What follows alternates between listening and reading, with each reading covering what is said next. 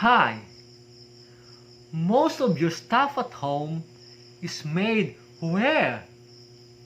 Every packaging of every product has a label of where it is made.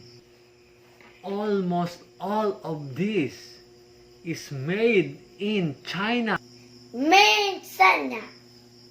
From the most basic goods to luxuries. Made China. Made China. Made China. Made China.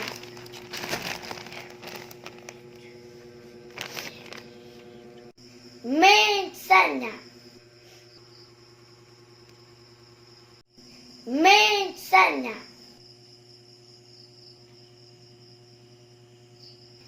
Made China.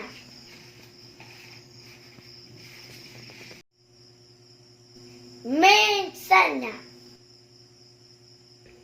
Why most of our stuff are made in China?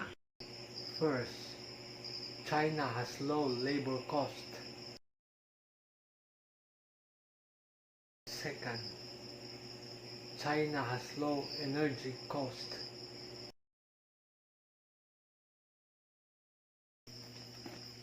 These are some of the things we see in our house that is made in China. God created the world. The rest was made in China. Made in China.